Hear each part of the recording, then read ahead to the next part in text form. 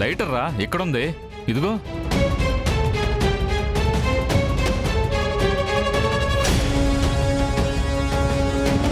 అవునరా, ఆ రోజు మనం హోటల్ తగలబెట్టినప్పుడు వాడిన లైటర్ ఇదే కదరా? అవునరా, ఇది ఇక్కడ దొరికిందేంటి? సర్లేరా, ఏదైతే ఏముంది, సమయానికి దొరికింది కదా.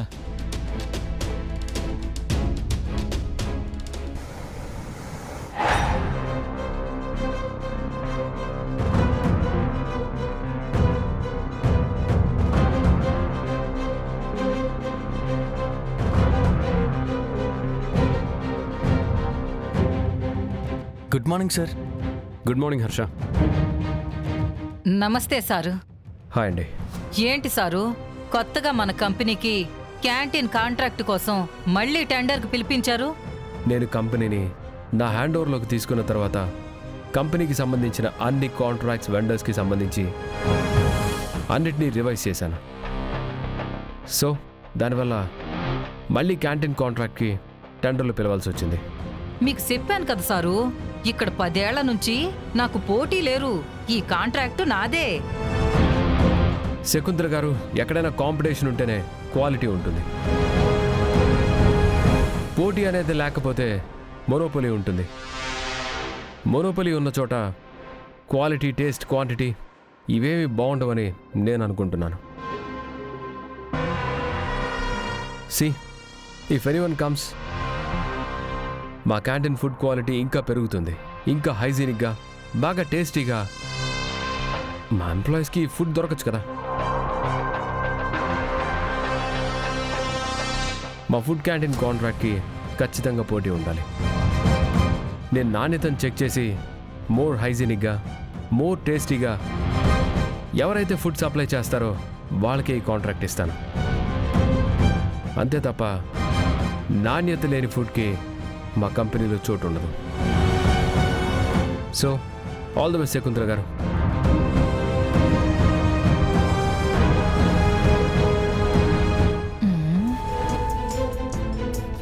ఏంట్రా ఆయన ఇంగ్లీష్లో ఏదేదో మాట్లాడుతున్నాడు, నాకేం అర్థం కాలేదురా. అందుకే అక్క నిన్ను ఇంగ్లీష్ కొంచెం నేర్చుకోమన్నదే. ఏట్రా, ఈ వయసులో నేను ఇంగ్లీష్ నేర్చుకుని ఏడ్చేస్తాను? సర్లే కాని, ఇంతకీ అతనేమన్నాడు? అదేనక్క, క్యాంటీన్లో పెట్టే ఫుడ్డు నాణ్యంగా, రుచిగా ఉండాలంట. నాణ్యత, రుచా? అవి మనం పెట్టే ఫుడ్లో ఎక్కడుంటాయిరా? ఆయనకి అవే కావాలంటక్క. ఆయనకు కావాలంటే మనం పెట్టే ఫుడ్లో నాణ్యత, రుచి దొరకవు. మనం ఇవ్వాలనుకుంటే రుచి, నాణ్యత అనేవి ఉంటాయి. ఆ నాణ్యత, రుచి ఉంటే మనకి లాభం ఉండదు కదా. అది జరిగే పని కాదు. కానీ ఇంతకీ అప్లికేషన్ సరిగ్గా రాసావా? రాశానక్క.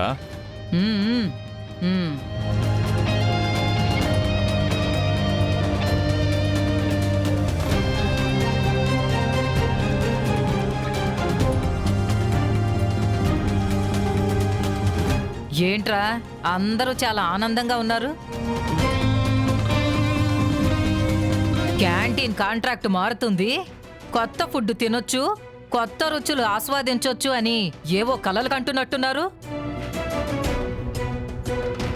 అవన్నీ జరిగే పనులు కాదు. ఈ క్యాంటీన్ కాంట్రాక్టు నన్ను కాదని పోటీ చేసే వాళ్ళెవ్వరూ ఉండరు. ఈ కాంట్రాక్ట్ మళ్ళీ నాకే వస్తుంది. హర్ష, ఒక్క నిమిషం.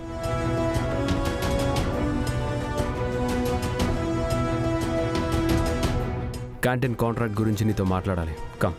Okay sir.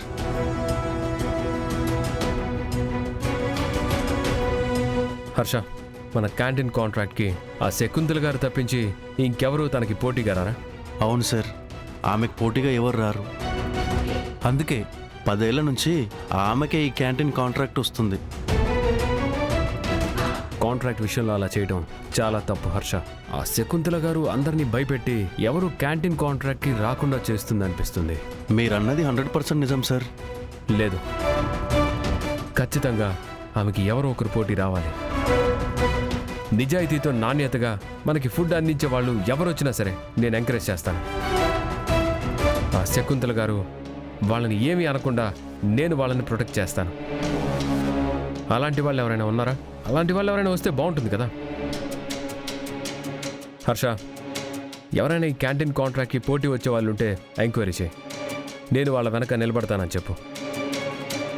ఈరోజు శకుంతల గారికి పోటీగా ఎవరో ఒకళ్ళు ఈ క్యాంటీన్ కాంట్రాక్ట్కి టెండర్ వేయాల్సిందే. అలాగే సార్. ఓకే. అమ్మా అమ్మా అమ్మా అమ్మా అమ్మా అమ్మా. క్రిష్, ఏమైంది? ఎందుకు ఆయాసపడుతున్నావు? ఏం జరిగింది నాన్న? అమ్మా, వాళ్ళు మనకి పెద్ద ద్రోహమే చేశారమ్మా. ద్రోహమా? ద్రోహం ఏంట్రా? ఎవరేం చేశారు? ఆ శకుంతల అమ్మా. ఏంటి? ఏం చేసిందా శకుంతల? అసలు నువ్వేం విన్నావో చెప్పు. అమ్మా, మన హోటల్ని కాల్ చేసింది ఆ శకుంతల వాళ్ళ మనుషులే అమ్మా.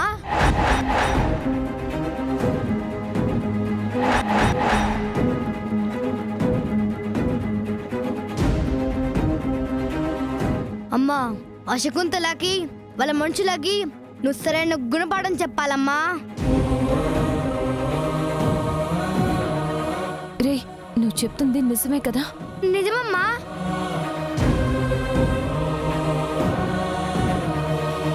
ఛ! మనం ఎన్నో ఆశలు పెట్టుకుని కట్టుకున్న హోటల్ని వాళ్ళు తగలబెట్టేశారా. వాళ్ళని ఊరికే వదలకూడదు. వాళ్ళని చంపందే నేను వదిలిపెట్టను. పద నాన్న.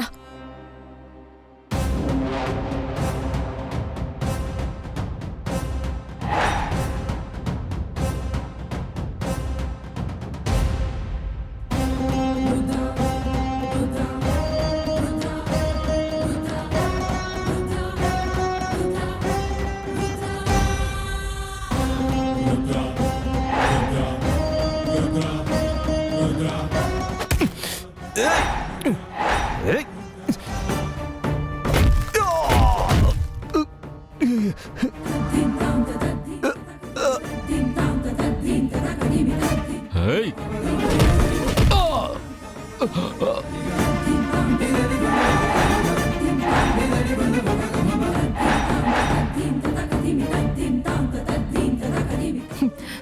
మీ శకుంతలక్క ఎక్కడా? మిమ్మల్ని అడుగుతుంది. మీ శకుంతలక్క ఎక్కడా?